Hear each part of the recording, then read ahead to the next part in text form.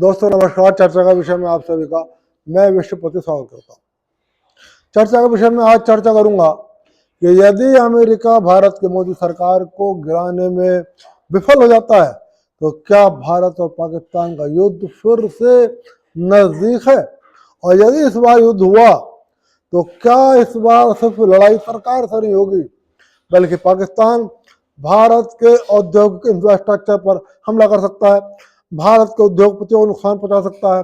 और क्या पाकिस्तान फिर से परमाणु बम की धमकी दे रहा है, और क्या यदि पाकिस्तान की ओर बहने वाली नदियों पर भारत बांध बनवा लेता है तो पाकिस्तान उन्हें अपने मिसाइलों से उड़ा सकता है। इन सब विषयों पर चर्चा करूंगा कि आखिर ये सारी बातें कहां से खड़ी हुई और इस पर भारत सरकार का फिलहाल रिएक्शन क्या है, इस मसले में बात होगी। दोस्तों फिलहाल भारत और पाकिस्तान के बीच जुबानी जंग फिर से तेज हो गई है और एक बात बहुत स्पष्ट रूप से दिखाई दे रही है कि ये जंग पाकिस्तान खुद नहीं कर रहा, ये जुबानी जंग पाकिस्तान खुद नहीं कर रहा बल्कि अमेरिका उसको प्रोत्साहित कर रहा है, और कहीं ना कहीं साफ साफ ये लगता है कि अमेरिका उसको जुबानी जंग करने के लिए उकसा रहा है। दरअसल मैंने आपसे पहले भी कई बार कहा है कि भारत और पाकिस्तान अमेरिका के बीच में जो फिलहाल टकराव है उसका कारण बस ट्रेड डील नहीं है, उसका कारण ऑपरेशन सिंदूर है। और अब अमेरिका ये चाहता है कि भारत की सैन्य क्षमता और भारत की आर्थिक क्षमता को कमजोर किया जाए। फिलहाल इस ऑपरेशन सिंदूर भाग 1 में अमेरिका की भूमिका लगभग तटस्थ की थी। पाकिस्तान को मदद मिल रही थी तुर्की से, मदद मिल रही थी चीन से, लेकिन अमेरिका से फिलहाल सीधे मदद नहीं मिली। लेकिन युद्ध जिस तरह से हुआ वो मैं आपको पहले बता चुका हूं कि चुनौती अमेरिका तक गई, जख्म उसके ऐसे हुए तो ज्यादा अमेरिका को हो रहा है। अमेरिका में पाकिस्तान में एक बात बड़ी स्पष्ट है इस समय कि पाकिस्तान के प्रधानमंत्री और पाकिस्तान के राष्ट्रपति कठपुतली हैं। इस वक्त पाकिस्तान का राष्ट्रपति, पाकिस्तान का प्रधानमंत्री,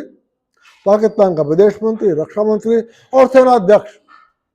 ये पांचों पद एक ही व्यक्ति पर हैं और उस व्यक्ति का नाम है आसिम मुनीर, जो इस वक्त अमेरिका के डीप स्टेट की गोदी में बैठा हुआ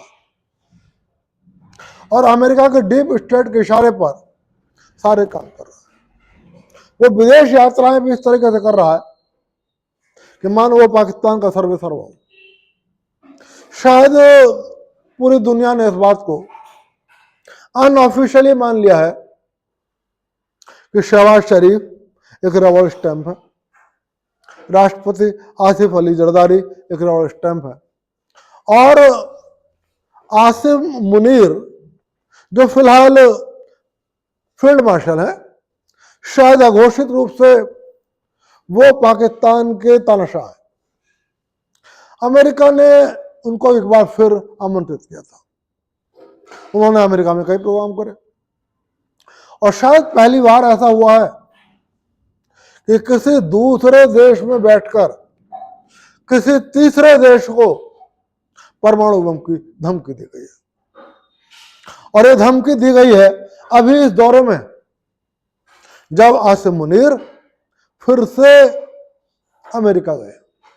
मैंने आपको अभी अपने पिछले वीडियो में कहा था कि भारत की मोदी सरकार गिर सकती है और इस मोदी सरकार को गिराने का भरपूर प्रयास करेगा अमेरिका, लेकिन अमेरिका इस शर्त पर मोदी सरकार को गिराने का प्रयास नहीं करेगा कि भारत में फिर से आम चुनाव हो और तब नई सरकार का गठन हो, क्योंकि उस परिस्थिति में फिलहाल की संभावना बड़ी स्पष्ट है कि मोदी सरकार भारी बहुमत से फिर से चुनाव जीत कर आ जाएगी। अमेरिका ये चाहेगा कि सरकार तो मोदी की गिरे लेकिन संसद चुनाव में ना जाए और वैसे ही नई सरकार का गठन हो जाए और उस नई सरकार का मुखिया कोई वो हो जो अमेरिका की शर्तों के आगे नतमस्तक हो जाए। अकेले राहुल गांधी मोदी सरकार को गिराने की स्थिति में नहीं है। कोशिश कर सकता है अमेरिका कि कुछ एनडीए में तोड़फोड़ हो या कुछ भाजपा में तोड़फोड़ हो, इस बारे में मैं आपसे बात कर चुका हूं। लेकिन सवाल यह है कि यदि मोदी सरकार को गिराने में अमेरिका असफल हो जाता है तब क्या करेगा? वो सीन आपने अखबारों में पढ़ लिया होगा। आसिम मुनीर को बुलाया गया अमेरिका, वहां उसने कई प्रोग्राम करे और उसके प्रोग्राम उस अगले दृष्टि का इशारा कर रहे हैं कि यदि मोदी सरकार को गिराने में अमेरिका असफल हो जाता है तब फिर से भारत और पाकिस्तान के बीच में युद्ध होगा। अब इस बार कई संभावनाएं हैं। या तो फिर से भारत में किसी आतंकवादी हमले को अंजाम दिया जाएगा और भारत सरकार को पाकिस्तान के पर युद्ध छेड़ने के लिए विवश किया जाएगा, या इस बार पाकिस्तान पहल करेगा, भारत पहल नहीं करेगा और पाकिस्तान भारत पर हमला करेगा। लेकिन वो हमला किस तरीके का होगा, इस बारे में भी आसिम मुनीर ने एक बड़ी बात कही है। आसिम मुनीर पाकिस्तान का सेना अध्यक्ष है, वो पाकिस्तान का फील्ड मार्शल है, लेकिन मैं आपको बता दूं कि उसने अमेरिका में एक पाकिस्तानी मूल के उद्योगपतियों के घर पर जब डिनर आयोजन हुआ जिसमें लगभग 120 डेलीगेट्स मौजूद थे और जिसमें अमेरिका से बाहर के भी कुछ लोग मौजूद थे, जिसमें आसिम मुनीर मुख्य अतिथि के रूप में मौजूद था, वहां आसिम मुनीर ने मुकेश अंबानी का नाम लेकर चेतावनी दी और मुकेश अंबानी के नाम को सुराह फील के साथ संबोधित किया। इससे पहले उसने खुद भी कहा कि मैंने ट्विटर पर मुकेश अंबानी को सुराह फील के साथ ट्वीट कराया है और इस तरीके से उन्होंने भारत के समस्त उद्योगपतियों को चेतावनी दी है। ये सुराह फील क्या है यह भी मैं आपको बता दूं और इसके साथ मुकेश अंबानी का फोटो लगाने का मतलब क्या है। सुराह फील एक इस्लामिक घटना है और कहा यह जाता है कि अल्लाह ने दुश्मनों के हाथियों की फौज पर पक्षियों से पत्थरों से हमला कराया था जिससे कि दुश्मन कमजोर हो जाए। फिलहाल उस घटना के साथ मुकेश अंबानी का नाम लेकर आसिम मुनीर ने इशारा किया है कि इस बार जो हमला होगा उसमें बस भारत के सैन्य बेस पर हमला नहीं होगा, भारत के उद्योगपतियों के इनफैक्ट उनके कंपनियों पर, उनकी फैक्ट्रियों पर, उनके इन्वेस्टमेंट्स पर, उनके प्रमुख इन्वेस्टमेंट जो स्थल है उन पर हमला किया जाएगा। इस तरीके से उन्होंने नाम तो मुकेश अंबानी का लिया है। एक तो दुनिया भर के उद्योगपतियों को चेतावनी दी है कि आप भारत में इन्वेस्टमेंट ना करें क्योंकि भारत और पाकिस्तान के तनाव चरम पर है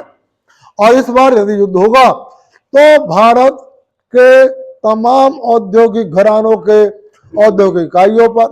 उनके औद्योगिक निवेश पर पाकिस्तान हमला करेगा। और साथ ही साथ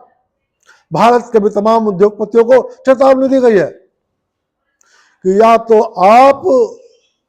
भारत सरकार का साथ छोड़ दें या तो आप अपने आप को भारत देश से अलग कर लें कि हमारा सरकार के मामलों से कोई मतलब नहीं है, अन्यथा पाकिस्तान के हमलों का सामना करने के लिए तैयार हो जाओ। आपको पता होना चाहिए भारत के अंदर भी राहुल गांधी और उनके मित्र इसी तरह की भाषा बोल रहे हैं। वो पिछले लंबे समय से उद्योगपतियों को डरा रहे हैं, उद्योगपतियों को धमका रहे हैं, और वही भाषा अब आसिम मुनीर ने बोली है। ये अपने आप में बहुत बड़ी बात है कि विदेशी सेना अध्यक्ष भारत के उद्योगपतियों का नाम लेकर यह बात कहे कि हम तुम्हारे ऊपर हमला करेंगे, हम तुम्हारे निवेश पर और तुम्हारी औद्योगिक इकाइयों पर हमला करेंगे। इसके अलावा आसिम मुनीर ने एक बात और कही है कि पाकिस्तान की ओर जो नदियां बह रही हैं और जिस तरीके से पाकिस्तान ने सिंधु जल को रोक दिया है, आसिम मुनीर ने कहा है कि सिंधु जल भारत की बपौती नहीं है और भारत को वो जल पाकिस्तान को देना ही होगा। ये चुनौती दी है उन्होंने भारत को। और उन्होंने इससे भी अगली बात कही है, उन्होंने कहा है कि भारत यदि सिंधु जल पर बांध बनाना चाहता है तो बना ले, लेकिन चेतावनी दी है कि भारत याद रखे पाकिस्तान के पास मिसाइलों की कमी नहीं है और हम मात्र 10 मिसाइलें दागकर उस बांध को उड़ा देंगे और पानी पाकिस्तान की ओर बहता चला जाएगा। ये सीधे सीधे भारत सरकार को चुनौती है, ये सीधे सीधे भारत सरकार को धमकी है आसिम मुनीर की। और उसके बाद उन्होंने तीसरी बात कही है, उन्होंने कहा कि पाकिस्तान कभी भी भारत से हारेगा नहीं, लेकिन ये बहुत बड़ी बात कही उसने कि यदि कोई परिस्थिति ऐसी होती है कि पाकिस्तान भारत से हारता है तो हम परमाणु संपन्न देश हैं और परमाणु विस्फोट करके दुनिया की आधी आबादी को मार सकते हैं। यहां पर मैं आपको बताना चाहता हूं कि ऑपरेशन सिंदूर से पहले भी भारत के अनेक रक्षा विशेषज्ञों ने यह चेतावनी दी थी कि पाकिस्तान भारत पर परमाणु हमला तो नहीं करेगा, लेकिन वो एक काम जरूर कर सकता है, क्योंकि पाकिस्तान के नेता,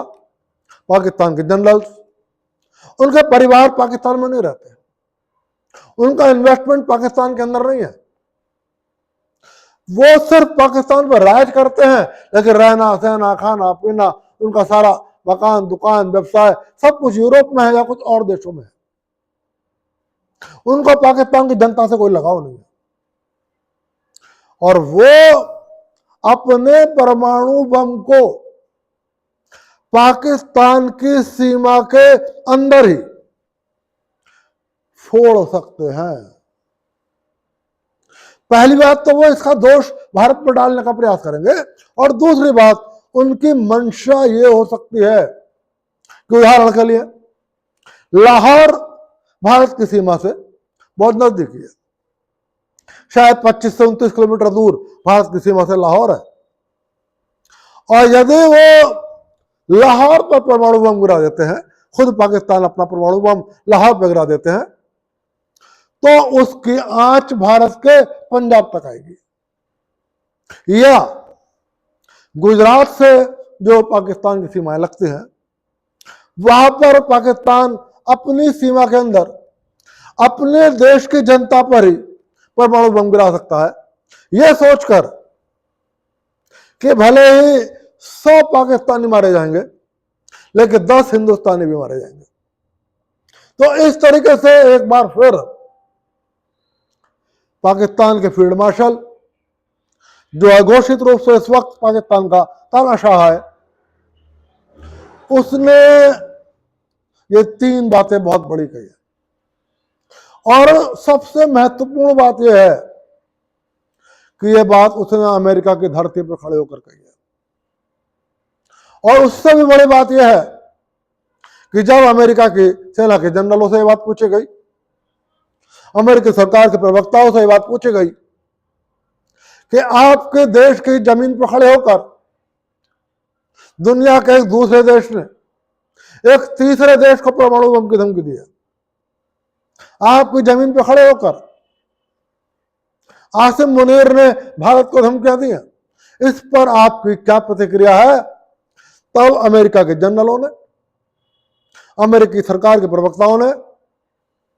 आसिम मुनीर की किसी भी बात का न खंडन करा न विरोध करा, और बस ये कह दिया कि पाकिस्तान बेहद जरूरी और बेहद विश्वसनीय अमेरिका का रणनीतिक पार्टनर है, जो ये बताता है साफ साफ कि पाक अमेरिका के इशारे पर आसिम मुनीर ये सब कुछ बोल रहा है। इसलिए मैं ये बात कह रहा हूं कि यदि ट्रंप भारत के अंदर मोदी सरकार को गिराने में सफल रहते हैं, क्योंकि यहां पर कुछ मजबूरियां हैं। उदाहरण के लिए, यदि मान लो एनडीए के कुछ लोग मोदी सरकार से समर्थन वापस लेते हैं, तो सबसे पहली अदालत भारत के राष्ट्रपति है, जहां पर जाकर यह बात कही जाएगी कि हमने मोदी सरकार से समर्थन वापस ले लिया। और मान लो वो राहुल गांधी के साथ जाते हैं, तो वहां ये कहा जाएगा कि ये रहे राहुल गांधी, ये है हमारे नेता। राष्ट्रपति द्रौपदी मुर्मू फिलहाल 100% के तौर पर मैं ये कह सकता हूं कि वो अमेरिकी इशारे पर कोई फैसला नहीं करेंगे, और राष्ट्रपति मुर्मू राहुल गांधी के इशारे पर भी कोई फैसला नहीं करेंगे। फैसला वो नरेंद्र मोदी के इशारे पर भी नहीं करेंगे, लेकिन वो भारत के उस संस्कृति से आती है जो डरता नहीं। वो फैसला भारत के हित में करेंगे, भारत के संविधान के हिसाब से करेंगे, और भारत की सांस्कृतिक और राजनीतिक मर्यादाओं के हिसाब से करेंगे। और ऐसा बहुत असंभव सा है कि कोई अमेरिकन डीप स्टेट उनसे ये कह दे कि हम मोदी सरकार को गिराना चाहते हैं और अमुक व्यक्ति को भारत का प्रधानमंत्री बनाना चाहते हैं, आप लोकसभा यदि मान लो मोदी सरकार भंग करने की सिफारिश करती है, उसको स्वीकार ना करें, या वो सिफारिश करने के लिए आपके पास आती है तो आप मोदी को मिलने का समय ना दें, और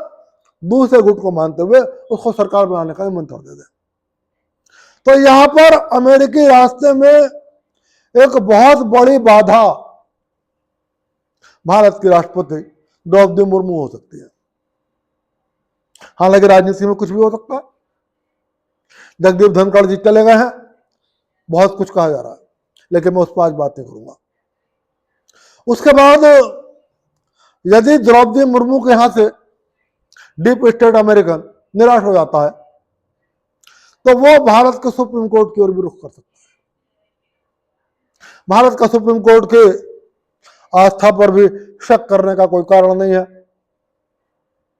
लेकिन जिस तरीके से सुप्रीम कोर्ट के 2-3 अधिवक्ता ऐसे हैं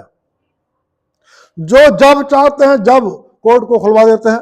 चाहे रात के 12 बजे खुलवा दे, चाहे रात के 2 बजे खुलवा दे,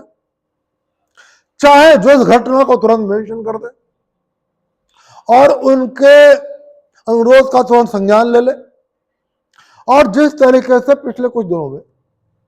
भारत के उच्चतम न्यायालय ने रुख भी दिखलाया है, तो वहां पर हो सकता है अमेरिकन डीप स्टेट कुछ उम्मीदों की किरण के साथ जाए, लेकिन फिलहाल वहां पर भी मुझे ऐसा मैं नहीं कहूंगा कि भारत का उच्चतम न्यायालय पूरी तरीके से अमेरिकन डीप स्टेट के इशारे पर फैसला करेगा। तो ये 2 बाधाएं अमेरिका के सामने आ सकती है। उस परिस्थिति में अमेरिका के सामने अगला रास्ता यही होगा कि वो पाकिस्तान को उकसाए कि तुम भारत को या तो युद्ध करने के लिए उकसाओ या भारत के ऊपर हमला करो। ऐसा नहीं है कि भारत सरकार को इस बात का एहसास नहीं है, कल ही जैसे ही आसिम मुनीर ने बयान दिया है, भारत की थल सेना के अध्यक्ष उपेंद्र द्विवेदी ने साफ शब्दों में कहा है कि भारत को हर क्षण किसी भी समय युद्ध के लिए तैयार रहना होगा, परिस्थितियां अनुकूल नहीं है। मतलब भारत सरकार, भारत की सेना चुनौतियों को समझ रही है। उसको लग रहा है कि पाकिस्तान या तो हमें हमला करने के लिए विवश करेगा या पाकिस्तान हम पे हमला करेगा। और यह भी स्पष्ट दिखाई दे रहा है कि इस बार यह हमला अमेरिका के राष्ट्रपति डोनाल्ड ट्रंप के इशारे पर होगा, उनके उकसावे पर होगा। लेकिन अब मैं वीडियो को समाप्त करते हुए एक बात जरूर कहूंगा पाकिस्तान के लोगों से। जब ऑपरेशन सिंदूर पार्ट 1 हुआ और भारत पाकिस्तान से युद्ध कर रहा था, तो भारत को एक डर था, और वो डर आप इस तरह समझ लो कि ये पूरी भारत की सीमा रेखा है। इतनी सीमा रेखा भारत और पाकिस्तान की है, और इतनी सीमा रेखा भारत की चीन से मिलती है। जब ऑपरेशन सिंदूर चल रहा था, उस समय हालात दूसरे थे। भारत और अमेरिका का बीच में तनाव नहीं था, भारत और अमेरिका के बीच में टकराव नहीं था, बल्कि भारत और अमेरिका के बीच में मधुरता थी। और चीन का पाकिस्तान क्यों झुकाव था। हम जब पाकिस्तान से यहां पर युद्ध कर रहे थे, तब हमें एक डर था, एक चिंता थी कि हमें इस वाले फ्रंट पर भी युद्ध करना पड़ सकता हो सकता है। जब पाकिस्तान हारे इस मोर्चे पर, तब हमें चीन इस वाले सीमा पर भी उकसाए,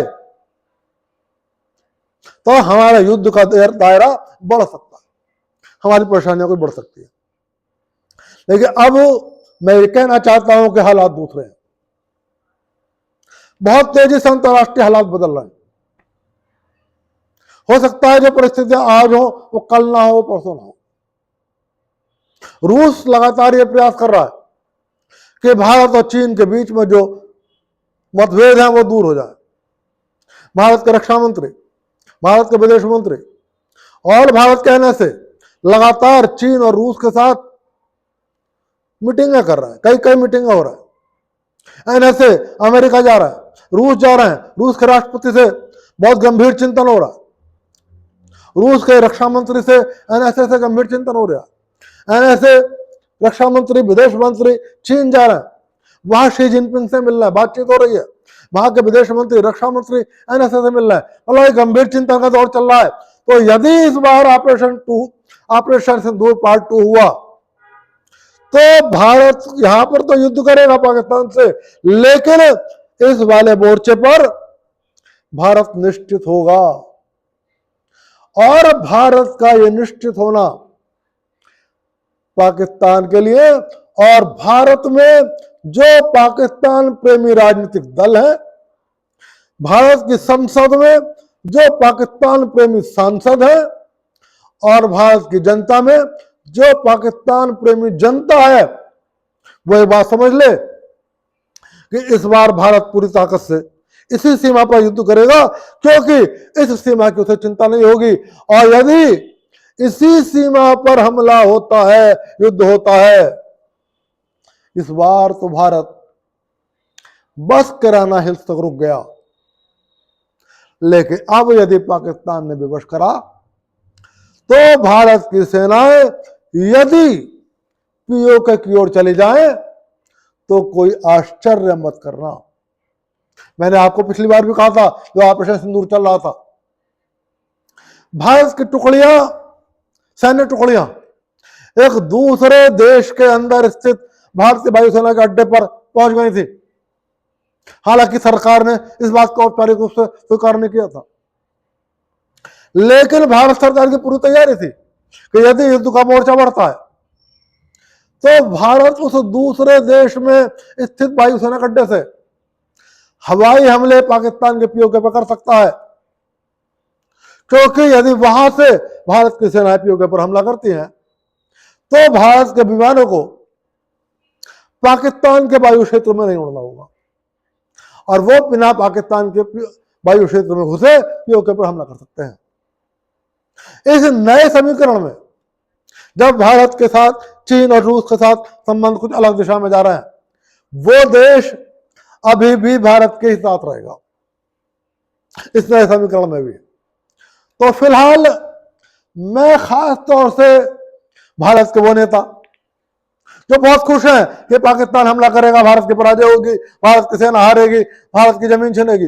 भारत के वो सांसद जो बहुत खुश हैं कि भारत की सरकार गिरेगी, भारत हारेगा, और भारत की वो जनता, सारी नहीं, वो जनता जो भारत की हार की संभावना देख रही है, उससे कहना चाहता हूं कि यदि इन नए परिदृश्य में पाकिस्तान भारत को युद्ध करने के लिए विवश करता है या पाकिस्तान युद्ध छेड़ता है, तो नुकसान पाकिस्तान को बहुत होगा और यह नुकसान पीओके तक भी जा सकता है। दोस्तों, फिलहाल आज चर्चा के विषय में चर्चा यहीं तक, और फिर कह रहा हूं रोजाना परिदृश्य बड़ी तेजी से बदल रहा है। जैसे भी बदलेगा, जो भी नई चर्चाएं होंगी, उन सब चर्चाओं को लेकर चर्चा के विषय में आपके बीच में आता रहूंगा। और चलते चलते फिर आपसे निवेदन कर रहा हूं, वीडियो पसंद आए लाइक कर देना, चैनल को सब्सक्राइब कर देना। आप सभी को विश्वपति का नमस्कार।